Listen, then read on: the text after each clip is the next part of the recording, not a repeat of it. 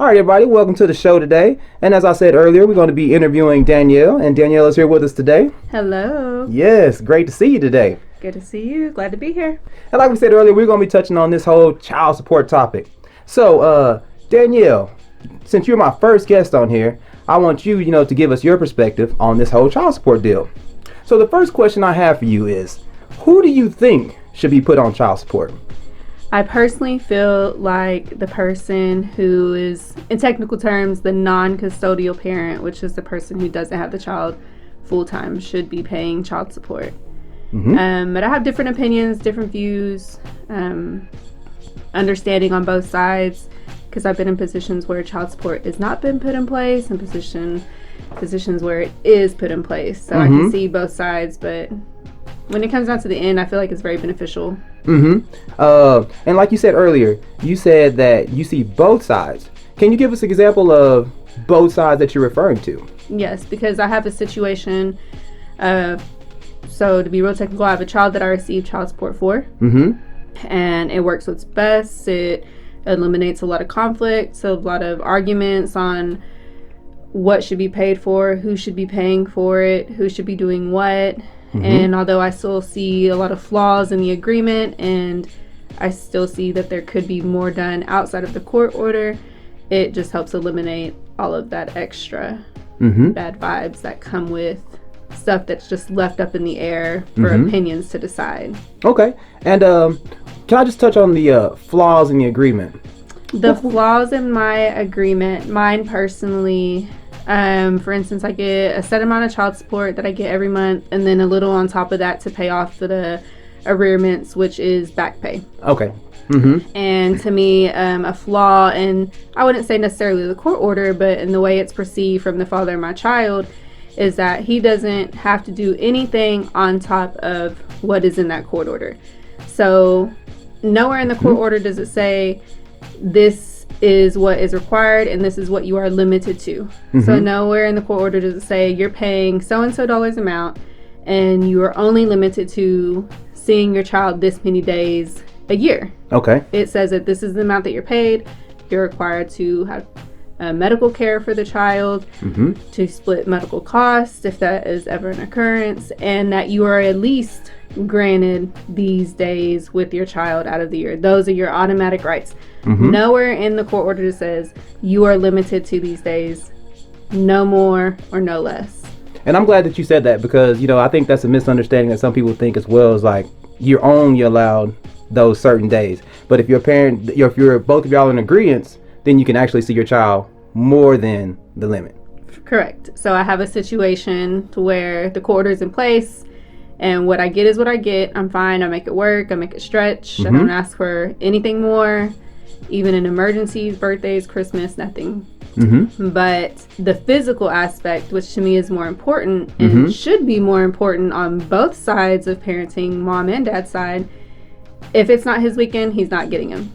If it's not his holiday, he's not getting him. And that's one thing I was surprised by too. Yesterday I was reading some of the mission statement for the Attorney General. And they were saying that not only do they want to, provide financial support, they want emotional support as well. So, for a lot of people who are thinking that the Attorney General is just like, we don't want you to see your kids, that's actually in the mission statement that they do want physical and emotional. So I was surprised to see that, myself. Right. And they list those sources. Like, so for the most part, men who cannot see their kids, or for any non-custodial parents who are being held against their will because of child support and their children are getting kept away from them because of, there are resources out there. Like, just go to the website. They have hotlines. They have visitation activists. Anything out there for you. I've never done it personally. I'm sure it doesn't happen overnight.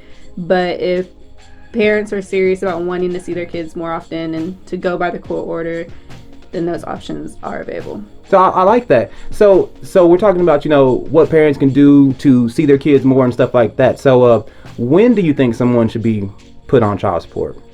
Like, is there a certain time frame you think? Like, do you have to go like months without support or, I feel like when parents of a child decide to go their separate ways, it's best to put something down in paper. And you don't even always have to go through the Attorney General. Who else can you go through if you don't mind? You can go if you have a few pennies to spare, Okay. you can always get lawyers. Right. But whenever I had asked my lawyer in another situation, in my custody situation, what I could do to prevent going to the attorney general for my other child, they said that you can basically draft up your own court order and submit it to the clerk, make an appointment to go in front of the judge, and just file the fees through them. But it would be a signed and authorized agreement, so you could make up your own schedule, agree to.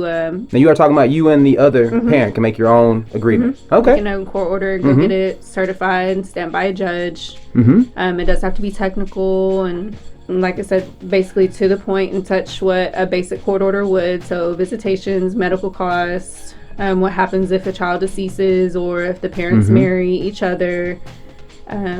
Just basically everything you would want. Yeah, I know, right? Everything you want. If you really want to have an agreement with the parent outside of the attorney general, that's always an option, or to get a lawyer. There's always legal aid. Legal aid, yes. Legal aid's another option. Legal aid's always there for you. But yeah, I just feel like when parents go separate ways, very few situations do I know where parents don't include attorney general and it works out for a little bit. So for instance, in my situation with one of my children, my oldest, it worked for 2 years. And with the agreement that y'all had? Yeah, with a verbal agreement. Just verbal, okay. Verbal agreement. We split everything 50-50. School supplies, school clothes, birthday parties. We discussed Christmas and what we would want to get. And he had him 15 days out of the month. I had him 15 days out of the month. That, personal issues and opinions got in the way. And our own personal lives got in the way. And the attorney general just ended up being the best route for us. Okay.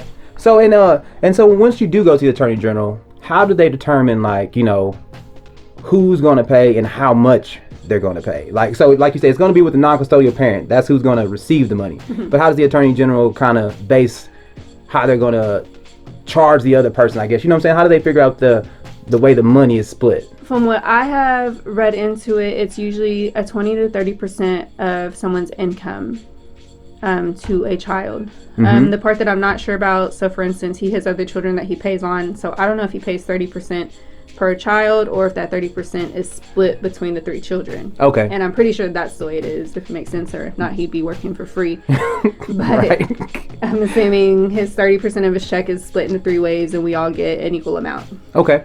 That's what I would assume. But really that's it. It's an unfair part is that really when there's not a court order in place, it's custody's kind of up in the air. So true, very true. Mom or dad can go to the attorney general and says, okay, I want child support. And then you go from there. But most of the time it doesn't. Texas is one of those conservative states, and oh man, women should be the primary caregiver in most views. Yes, that's very true. Do you agree with that? No, I don't. Do you think it should be based off each situation, or? I think it should be based off each situation. But it's one of those things where, unfortunately, if it gets to that point and you're trying to prove, I'm the better parent, that's when those lawyer fees get intact. And just because you can't afford a good lawyer doesn't necessarily mean you're not a good parent.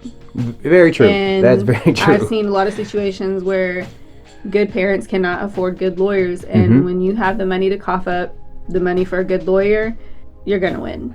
Yeah, I would agree with that too. Sometimes money talks. Yeah, it's that simple. So. And so now that we kind of touched on the money part of it, do you feel that it's worth it to always receive child support, or? No, I don't feel like it's worth it in all situations. Because once you receive child support, and when I say receive, I mean awarded. Once you're awarded child support, it's considered part of your income. Okay. So it can benefit you when you're trying to buy a house or get in a nicer apartment or buy a car or to apply for a loan because it's considered more income. But we all know how the system works, and sometimes we don't make enough to get what we want, but we make too much to get any help. Right, I know. That's a sticky situation. And it's always by a few dollars. So if you're one who is in between those two and you really need help, and you're not even interested in getting bigger and better things, it hurts you because that child support is considered income. Yes, and I don't know if a lot of people knew that. You know what I'm saying? I didn't really know that till yesterday, till you were explaining to me yesterday that it's income. And so... And like I said, once you're awarded that income, not if you receive it, if you are awarded that income, it has to be included. Now, Kim, why are you saying awarded over receiving? What what's the difference to you? Because, for instance, anytime you apply for any type of government assistance, CHIPS, TANF, Section 8, which is now called... Ooh. I forget. But yeah, I don't know that one either. HUD. It's HUD. HUD. Oh, okay, HUD. yes. HUD, formerly known as Section 8. When they run your social and everything, that all shows up because it's all ran in the Texas database, I'm assuming. I'm not for sure, but it does show up. So it can say you're awarded $600 a month. You may not receive it. But because you're awarded that, they're still calculating it. And it could prevent you from getting that assistance that you need to get a cheaper cost of living. Okay, very true. So the same thing if you go to the 211 services and ask them to pay your water bill or your light bill because an emergency happened. 211 is a service. Basically, if you call them like, hey, I can't pay my water bill this month, you go and take all proofs of income, show them your disconnection notice, and sometimes they'll pay all of it, sometimes they'll pay half of it, sometimes they can talk them into an extension. It's a very beneficial service. I'm glad I didn't know anything about 211. So, like I say, this conversation right here has been enlightening me on, so many things. And, kind of while we're on it, I heard you say something about like flaws and stuff in the system. So do you think the system needs to be maybe revisited on how they kind of got things structured right now? Yes, I do think it needs to be revisited because I know a lot of good fathers who pay a lot of child support for just one kid. And I'm not saying that the mothers do or don't need it. That's not my place. But I do know that the process never includes the mother's cost of living. Okay. Can you give us an example? So, for instance, when I went to my child support hearing at the Attorney General, they just asked for his proof of income and his pay stubs. They never asked for mine. For all they know, I can make triple of what he made. And not once did they ever take that into consideration. For all they know, I could be living for free. I could have a paid off house, a paid off car, and just have basic utilities to live off of. And don't want to, again, say that I don't need it or that it's not the other person's duty to help support their child. Right. But each situation is different. Yeah, I feel like they should take both sides into consideration. Like, both sides should prove cost of living and proof of income. Got both sides. Both sides. I like that idea, because like you said, like if someone's getting child support, they don't have to prove, what they got going on. Like say you got all this untracked income or whatever, and somebody could be really benefiting off of it. Right. So I mean, that's kind of crazy to me. Okay. Speaking on that, should the expenses be tracked from someone receiving child support? Do you think somebody should have to show like what they spend or what they're what goes to the kids or not? I think it's not a bad idea. I think it would be hard to do it though. Because when you think about all the money and effort that is put into raising kids, you're talking about gas and gas mileage. Not only to and from their school, to and from their sporting events, to and from their practices, to and from your job, which helps you provide for them. So it's just one of those things like, I think it should be tracked, but I also think it's going to be hard to determine what is actually being spent on that person. So once again, like say the cost of living deal, like somebody taking statements, they could actually kind of maybe benefit them more to show what all you're spending on a child in a month, possibly. So with that being said, what do you think about like back child support? Do you think that helps support the children, or how do you feel about that?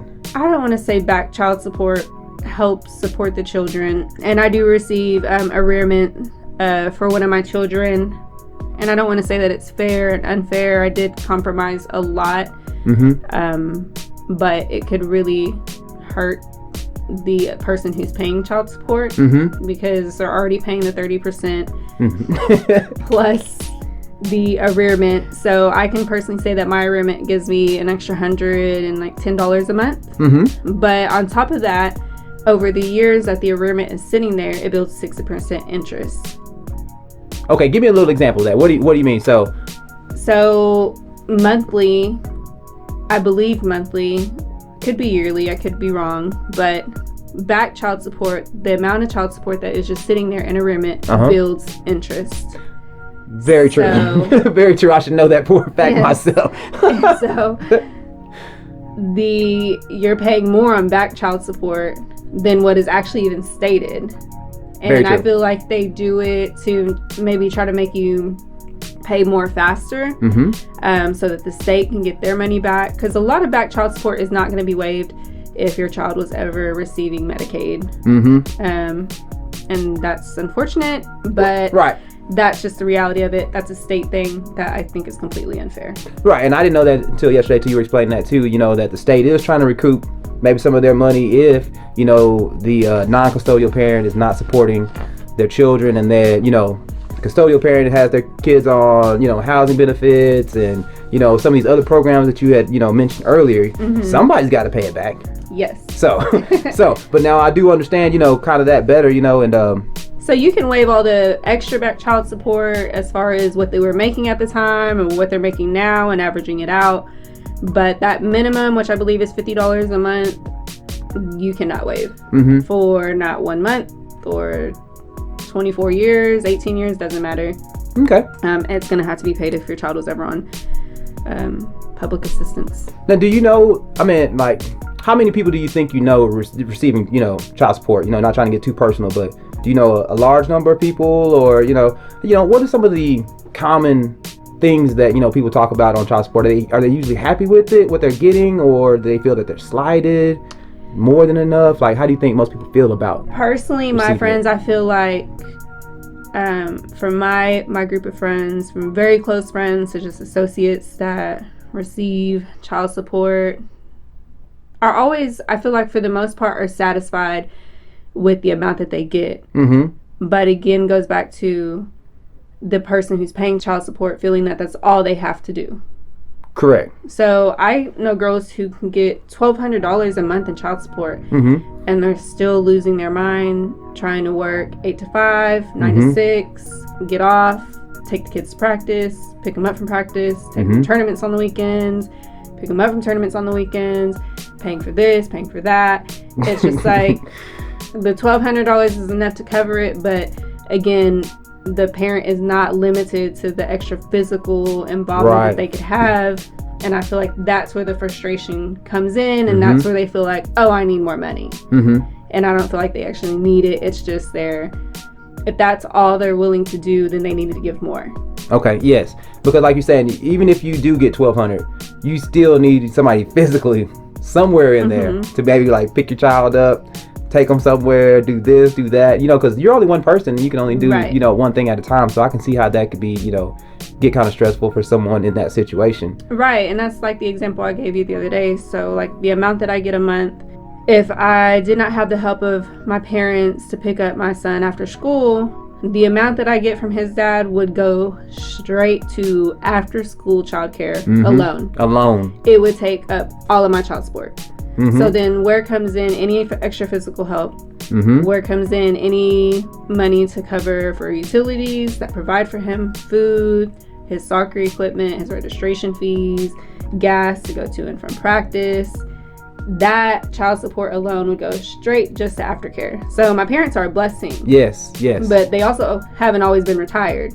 Okay, right. At any point, my parents could be like, hey, we want to get a side job. And I would have to just take, I don't want to say take that L, because that is still a blessing to be able to afford the child care with the child support. But I would still be losing in other areas again. Other areas, it's almost like a blessing and a curse almost. You know what I'm saying? Like you could be blessed financially, I guess, to maybe try to maintain, but then it could be a curse on the back end, because if you got somebody who's not ever going to be there, it's almost like you're doing, two parenting jobs at once. I hate to use that. You got to be the mom and the dad, but it really is what happens. And I feel like that's where a majority of the situation, there are some good single dads out there. And I know quite a few, to be honest. Good. Awesome. But I just happen to know more single moms. Right. And right. So me too. We never get to not be a mom. So we never get to be really like, hey, I'm canceling this weekend because I have to work overtime, or I scheduled a trip. We don't ever get to drop our kids off with the other parent and be like, I can't be a parent this weekend. And where do you think all that came from, though? You know what I'm saying? Let's, because now we were talking about Texas earlier, kind of being pro women on the child support side. You know what I'm saying? Do you think that kind of makes the man just feel like, okay, you got it anyway? You know what I'm saying? I mean, coming from a man's perspective, I'm like, I do feel it, because that's what I always hear. Like, this is what I pay you child support for. So this is your job as a parent. Oof. That's the response that I get. So it's just, if it's not in a court order, no, it's not my weekend. I could be in the flu, in the hospital, with the flu, in the hospital, with another sick child that's highly contagious. No, it's not my weekend. Oh, yeah, agree. It's one of those situations. I'm just like, okay, I have to just, take the L. Take the L.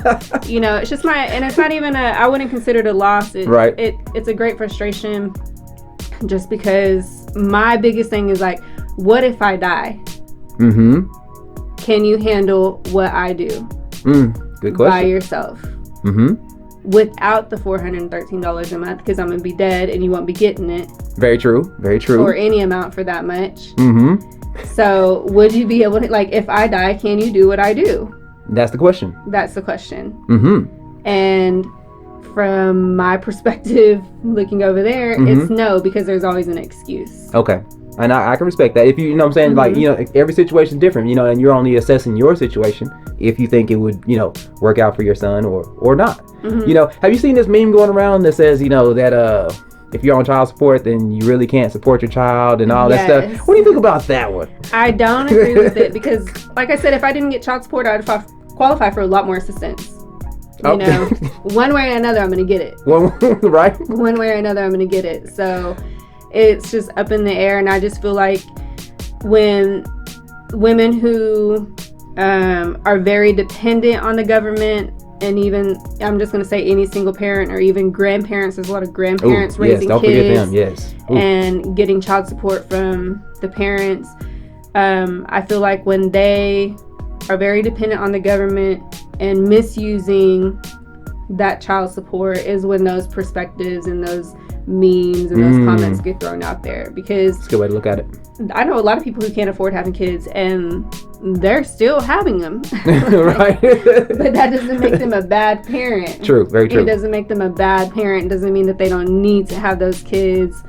They probably should be a lot smarter about it. Mm-hmm. But yeah, that meme's stupid. Yeah, man, I've seen it, and I've seen like hundreds of comments. Like every time somebody posts it, I mean that post will get people riled up to the fullest. And and just talking with you, I see both sides of it. I'm not, myself, I am on child support. You know what I'm saying? And I'm not saying that I hate the system or anything. It's just it's what it is. Mm-hmm. Like say that if I'm not there and she's the custodial parent and she filed for child support, hey, that just is what it is. I'm not going to be able to, dispute it or say, hey, I am living there. You know what I'm saying? There's just nothing I can do about it. Right. And so, I'm kind of at the point to where I think people should just kind of just let it, if you are on child support, it is what it is. And it's only temporary. Yes. I don't care, if your child's 6, 10, 12, newborn. It's only 18 years. May sound like a long time, but it's still temporary. Like I said, I do my best. Like whatever I get, it's to me is what I get. Mm-hmm. If I ask for anything extra, it's like, hey, can you pick them up at 3 instead of 6? Or can you pick them up a day earlier? Can we switch weekends? That's I'd rather have that physical help. That physical help. And not even for me, just the consistency to me is really important for the children. Mm-hmm. Yes. It's really important for the children to have both parents in their lives. And I sometimes don't think every other weekend is enough. So like for instance, my court order allows the father of my child to have visitation once a week. He doesn't take advantage of it, but it's available if he wants it. And what day do you usually allot? Like a Wednesday? Is it like Wednesday and then every other weekend, something like that? It's every Wednesday or Thursday from 6 to 8, which is really right. I'm not sure what you can do in that amount of time. You can't establish if you want to go have like a quick dinner, go to the park, or that's a soccer practice, something that's available if he ever wanted to take advantage of it instead of every other weekend. Are you open to that? Like say any other time? Like pretty much. Come get it. Yeah, I know, right? Your child help you out. Yes. No, I'm available for it just because I don't ever want my children to believe that I love them I want them to know that I love them more than anybody else, but not specifically more than the other parent, if that makes sense. Yes, like, yes, it does. No one loves you like I love you, like Correct. your mother, but I don't ever want to be like, well, I loved you more than your dad because he was only there every other weekend. I don't ever want my children to feel or see that. So if they want to be there, be there. Yes, please be there. Yeah. Please be there.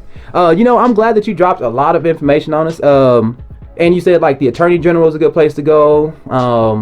What was the other? Legal aid. Legal aid. If you go online, which I looked into a lot of this, so a lot of other disadvantages that the state will take into their hands is vehicle registration. They'll stop it to where you can't register your vehicles if you're behind on child support. And a lot of this has to do with the other parent. So like if you have a parent not receiving child support and they're pressing the Attorney General about it, the Attorney General is going to keep taking more steps. But you could be $30,000 behind in arrearments for one kid or 20.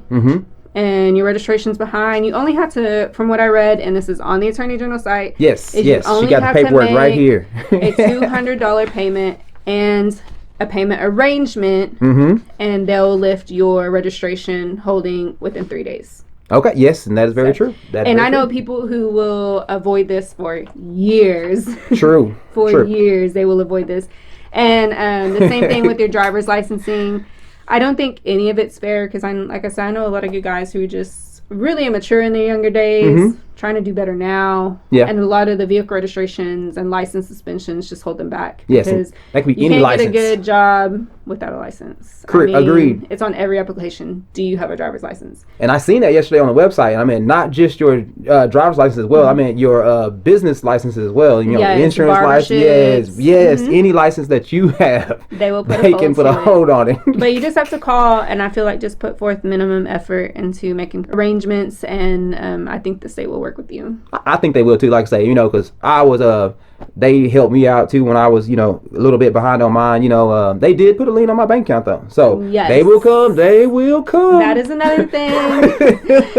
If you are a child support paying person and you get accounts for yourself or with your spouse, your new spouse, they do not care if that is their money. No. If your name is on that account, they are taking it. For real. So be very cautious of that. Be considerate of that, of your new partners, because that they do. Yes, they don't want you to hide it. Well, you say not hiding, but you got to be forthcoming with everything. With everything they got your social, they got your licenses. So it's not really many places you can try to get away, unless you're working for like cash money and things like that, in which some people will try to slide and do as well. Yes. And I see you got some more information. Do you have any other information on that paperwork that you think that might be beneficial to someone that may be listening to this? I had got some access to visitations. So again, there are programs locally. There's a Texas Access and Visitation hotline that you can call. I'm just assuming that they're going to give you advice and maybe steps to holding somebody in contempt for violating that court order, because in the court orders, and that's a lot of thing custodial parents take advantage of. Well, he's not paying child support, he can't see the kids. Oh, yes. You get that a lot. Yes. And the child support court orders do not say that. They do not limit visitation rights. Okay. I mean, unless y'all both get lawyers and make a whole different court order. If y'all just go to the Attorney General and get the basic standardized Texas visitation, which is first, third, and fifth weekend of the month, every Thursday from 6 to 8, 1 week for Christmas, spring break, and I think 30 days in the summer. So let me make sure I heard that right. Even if you are not paying currently, but you're still under an agreement, you can still visit your children. Nowhere in the court order does it say only if you're paying child support. Okay. Nowhere. That's just something that... It's like a myth, right? It's a myth. It's like a power trip I think a lot of custodial parents go on. But it's not legal. Basically, all you have to do is go to the court order. Go with a certified court order with a sheriff or a local PD and document it and go to legal aid, get you an affordable lawyer, and take them to court and fight for your rights. I mean, those are your kids. Correct.